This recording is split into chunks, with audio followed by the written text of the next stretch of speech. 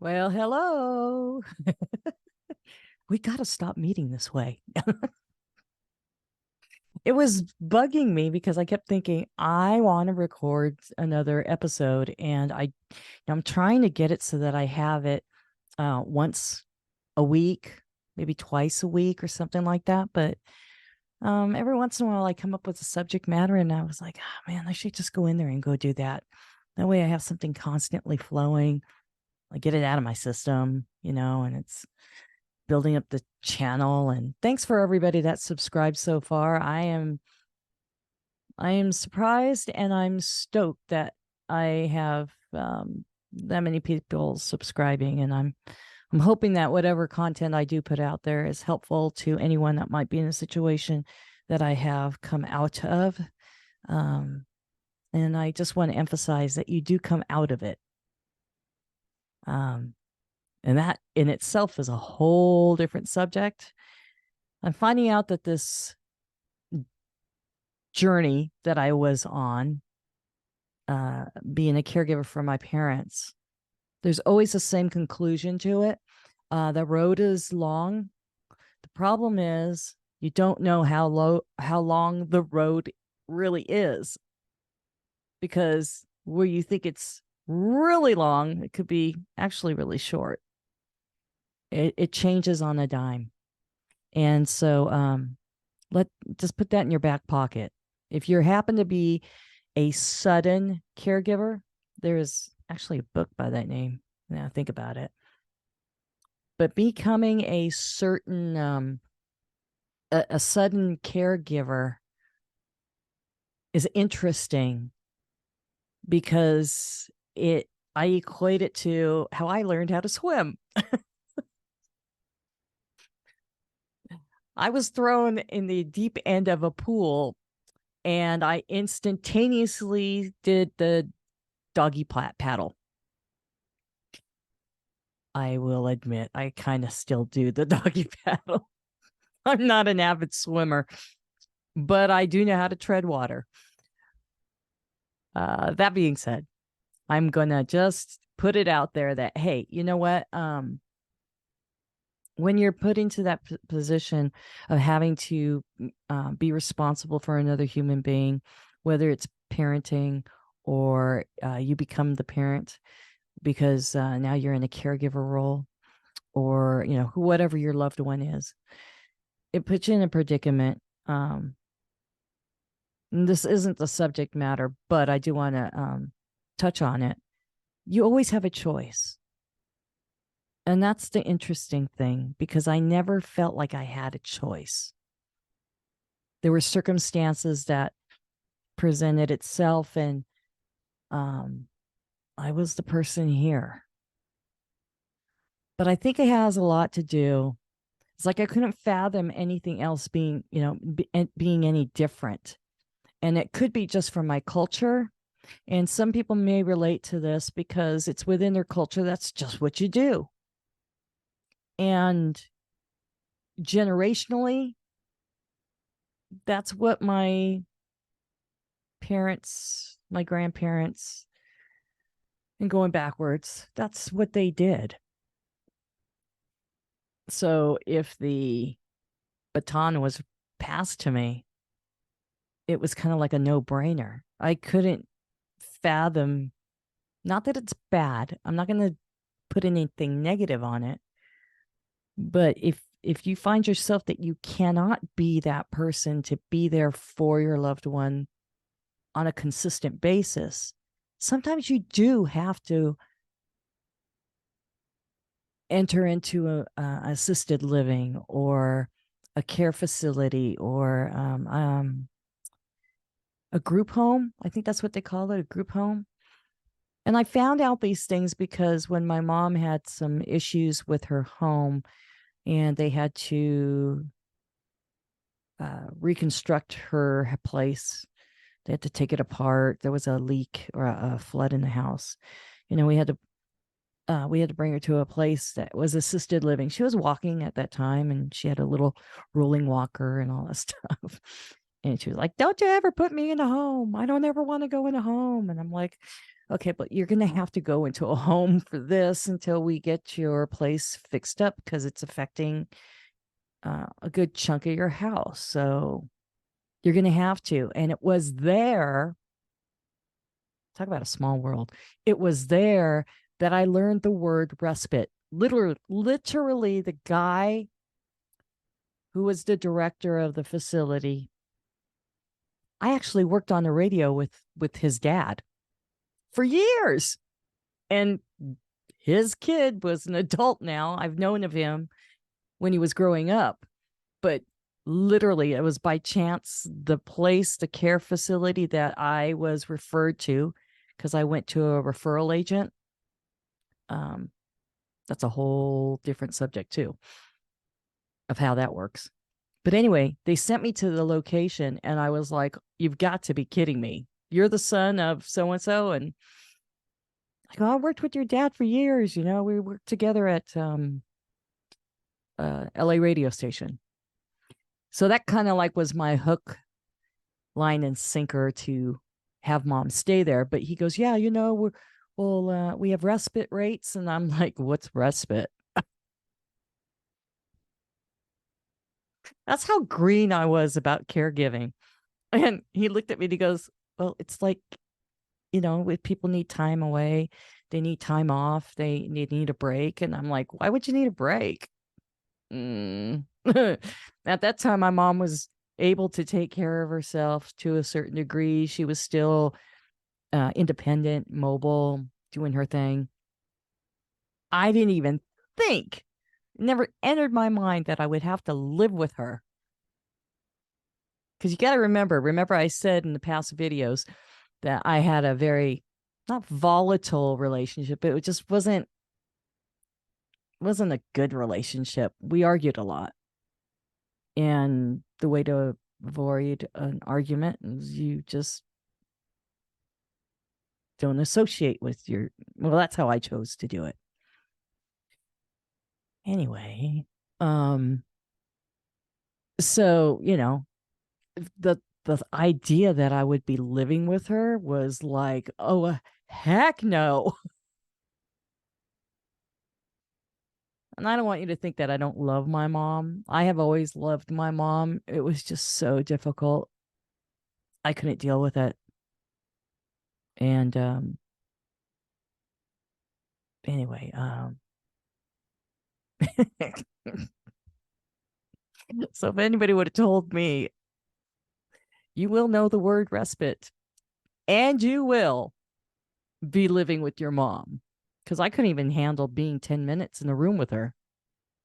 How do you like that one? But I'm just fixing the AC because it's flipping hot. You know, we had a reprieve in weather. Today, I don't know if it's because I'm getting older or what, but I literally was convinced I was melting.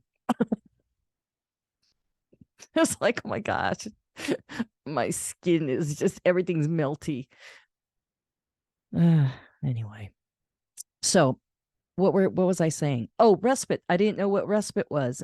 So he had to explain it to me and he laughed at me. And I go, I honest to God don't know what this is, but I do know that she needs to have a place to stay for so many months. And that's it. And so he explained it to me and I was like, okay, whatever. Went over my head. Never went and looked at it again because that was, I think, in 2017.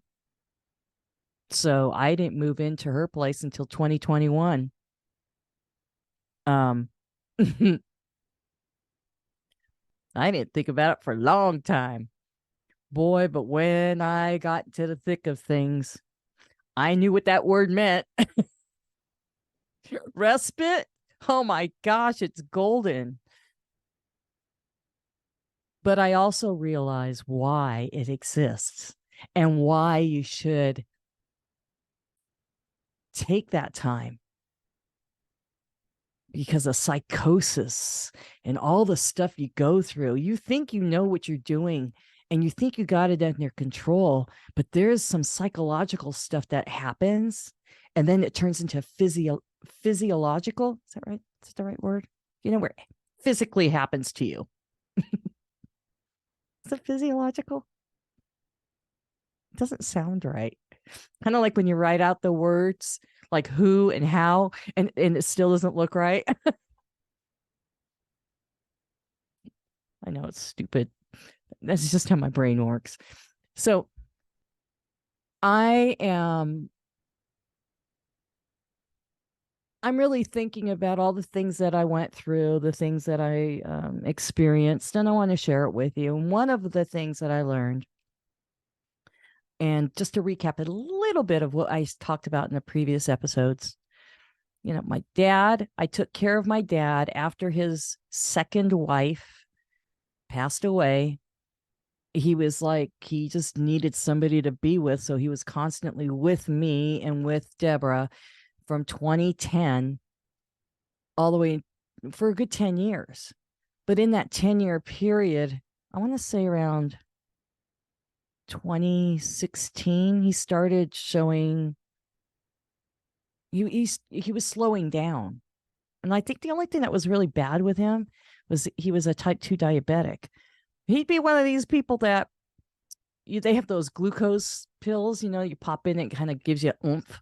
I think it works with your sugar. It just gives you what do you call it? Like an insulin. You don't have to take sugar high. That's the way. That's, it was like orange flavor, or you drink a little bit of orange juice or take a piece of candy, right? To kind of bump your, I'm sure everybody right now is telling Carolyn, it's this. Okay. So dad had these glucose pills and he had them sitting in the center console of his car. And I go, hey, Dad, what's this? And Deborah and I would fight over who would get the back seat, because Dad would have with this habit of just when he would drive, he would slam on his brakes like very last minute. And you're like literally as if you have your own invisible brake. You're like pushing your foot down on the floor and like, holy crap, can you just slow down instead of just like stopping on a dime? Because he had it in his mind. See, he's a mechanic. And he had it in his brain, and it used to drive me nuts. Well, when you're approaching your drum and your brake shoe, well, it wears out. And if you push on it, and it's still spinning, then the shoe rubs against the drum. I think that's how it is. And it wears out the pad, and so it's better to brake us this way. And I'm like, I don't care. Push the brake. I don't want to be in somebody's trunk.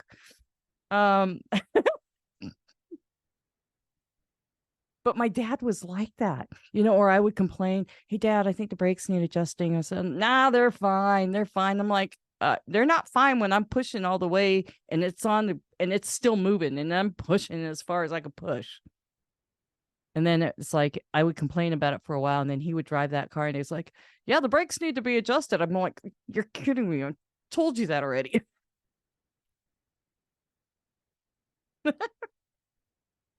And we had some funny conversations.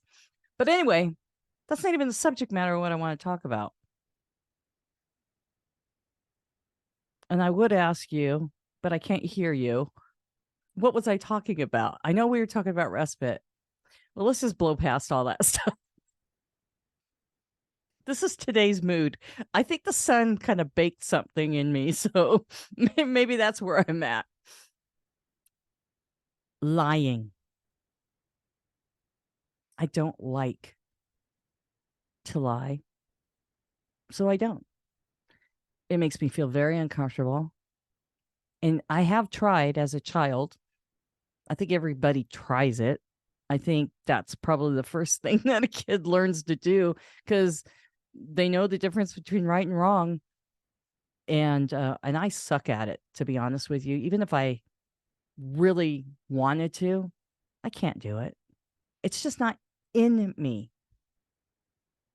And I'm happy that it's not in me. I think it's a terrible thing to do because I value honesty. I'm always a person that loves to be honest with someone because I want to be real with them. and I would hope that they would be real back to me. That's just innately who I am.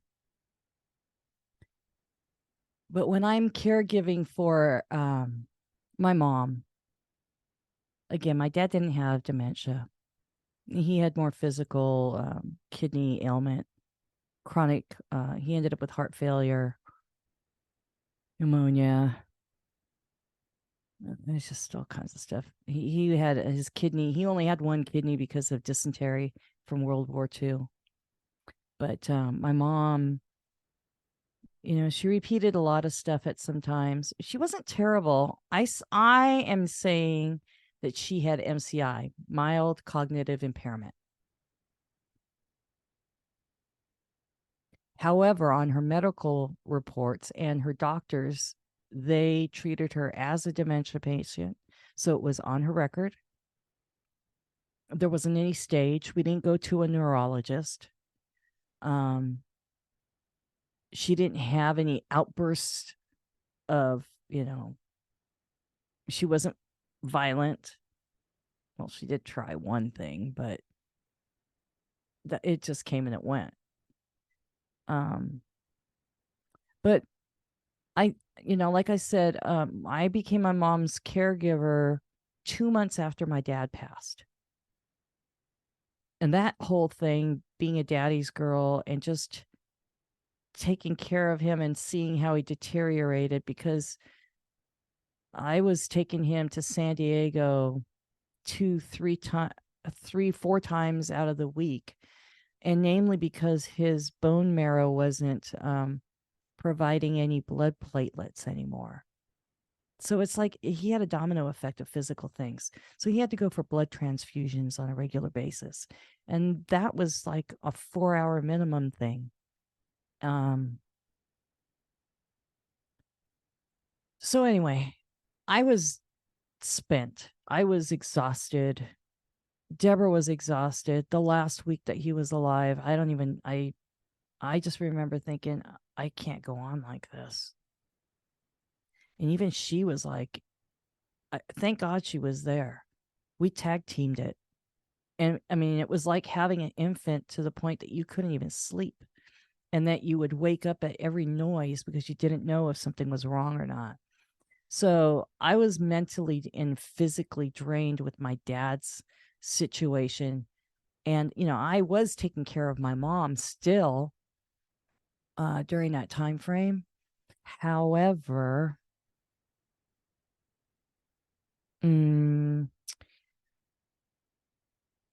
I didn't know that 2 months later I would have to be moving in with her. And the reason why I moved in with her is because, old people don't really drink. They don't stay hydrated. And UTIs, they do cognitive issues with them. Not only physical, but there's a cognitive impairment that comes along with UTIs. It's the strangest thing. And my mom had fallen and hit her head to the point that she was bleeding pretty bad. And she, of course, brushed it off. No big deal, no big deal. And I remember Deborah said she went. Deborah went. For whatever reason, I couldn't be there. I couldn't remember why. But she went there, and Deb goes, yeah, there's like a puddle of blood in the kitchen, and her pillow was saturated with blood. And I knew that head wounds, they bleed quite a bit. And I kind of remember, and then I don't remember. I ended up taking her to the ER, and I was a little frustrated as to why it even happened. And I don't know if I was overtired or what. But the doctor flat out said, who's staying with her? And I was like, nobody. And he goes, nobody's staying with her? And this overwhelming amount of guilt and conviction came over me. And then the words crap came into my brain. Because I knew it wasn't going to be Deb, and I knew that it was going to be me.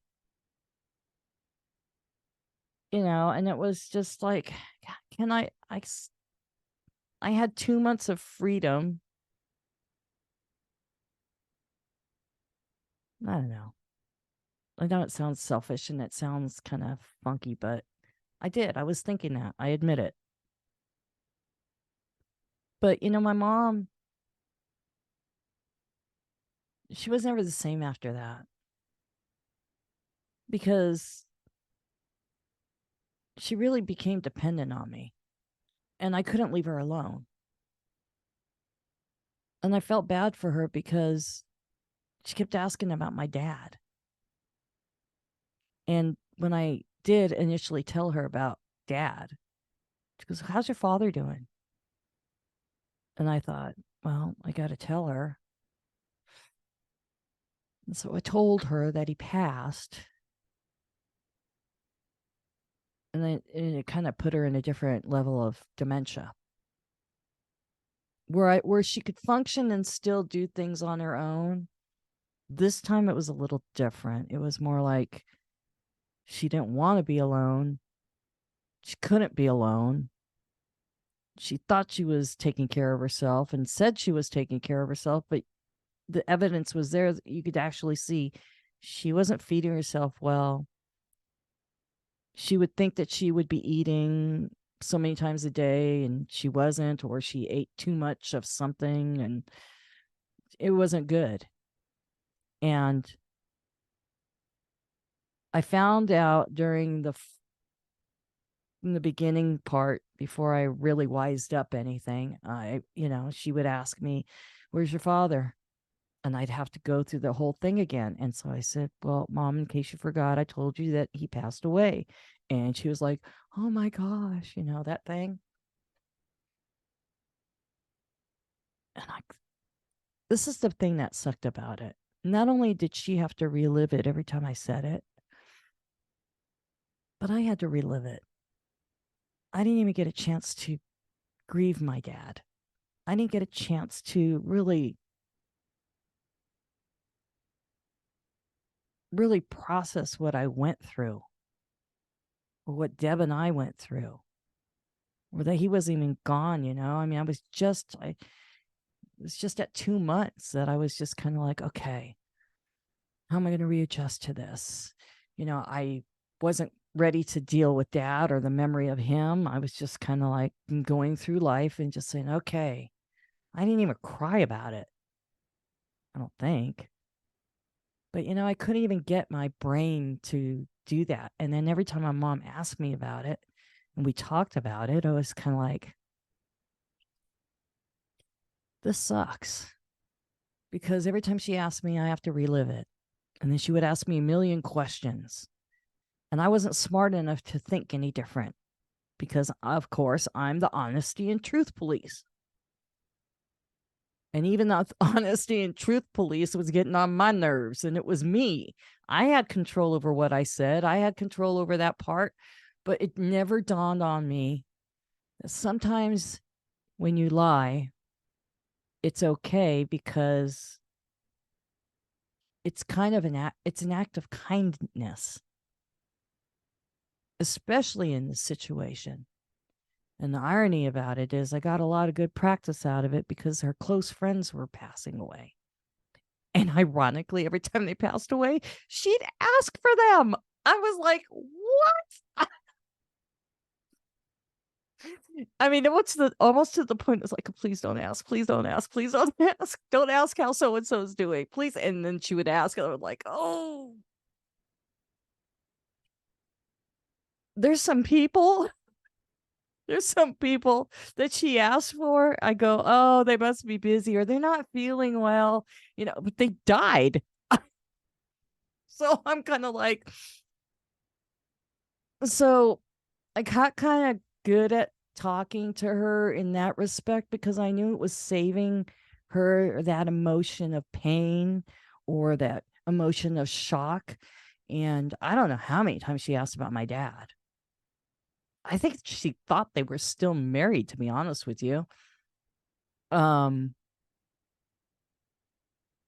he's at the end of my dad's life. I was like, well, thank you very much for allowing me to practice on you, because I'm sure I'm going to have to do this for mom sometime. And he started to giggle, and I go, thanks a whole hell of a lot. Yeah. And and actually, it's the truth. He did. He was my training grounds for my mom. I just didn't know what was ahead, and then some. But I used to tease him. I said, if you go, you will be going before her, and when it's her time, she's gonna be going, Bob, I'm here. I'm coming. Hello. But if you guys play your cards right, you're gonna be in heaven, so everybody's gonna get along. um, but yeah, I learned how to lie. And the crazy thing is, like, her best friends would be passing away.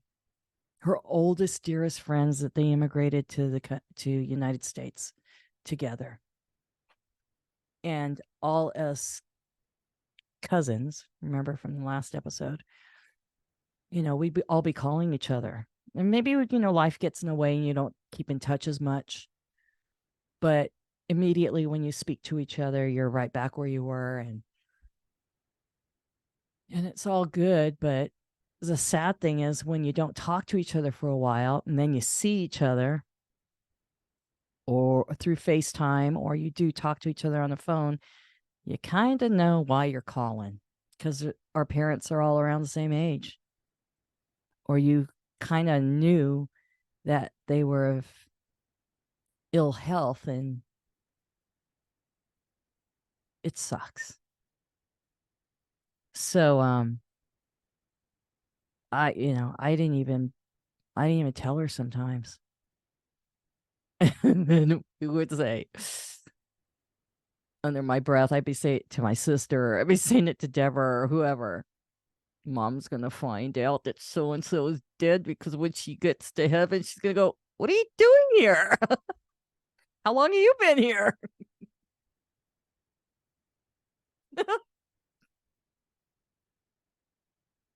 Carolyn didn't tell me. And I kept thinking to myself, you're gonna find out. But then it got kind of creative, because my mom would ask about her sister, one of her sisters. Um, and she'd go, have you talked to her lately? And I said, no. And she passed away in 2010. I said, no, I haven't. Wonder how she's doing. I said, oh, well, she's with Core right now. I'm sure they're having a good time. Is uncle in Dutch. His name was Cornelius, right? So I said, oh, she's with Core right now. Well, he's been passed away since 1988. So I'm thinking, okay, mom, this is a good mental test for you. I'm not telling her that anyone's passed away, and she keeps bringing up all these people that have gone before. So I'm going to say, oh, well, they're hanging out together.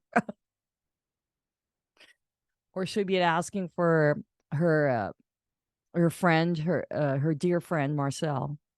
And I knew that he was not doing too well. And of course, eventually we got the phone call that he had passed. And all mom would say, because he used to call religiously to check on her, and it was really sweet. He would call like at 7 o'clock or 7:30 in the evening, and he'd say, okay, I'm just checking up on you. And God bless him, because actually he did look out for mom and gave me the ability to stay with my dad and have some time for myself while I was with dad. But dad was also staying at my house with Deb, right? But yeah, when he had passed away, my mom goes, have you heard from Marcel? I said, no. I'm thinking, oh crap, here we go. Here's another person I gotta lie about. And she goes, man, He dropped me like a hot potato.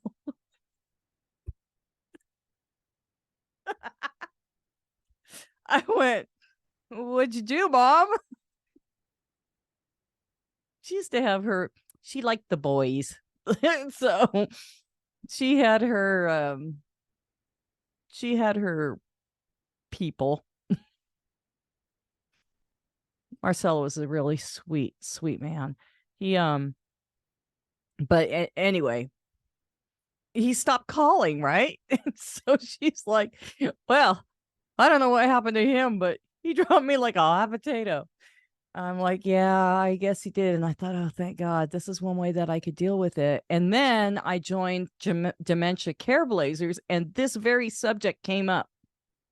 And I didn't realize it, but it was a hot topic. And I didn't realize it, but a lot of people struggled with this because they would be dealing with their spouses, and their spouses or their relationship, let's put it that way, or with their significant other, or well, with their husband or their wife. They would emphasize that they struggled with the white lie or just the lying in kindness, even though their loved one had dementia. They still struggled with that because, again, it wasn't in them to do that. It wasn't natural for them to lie. It was nothing that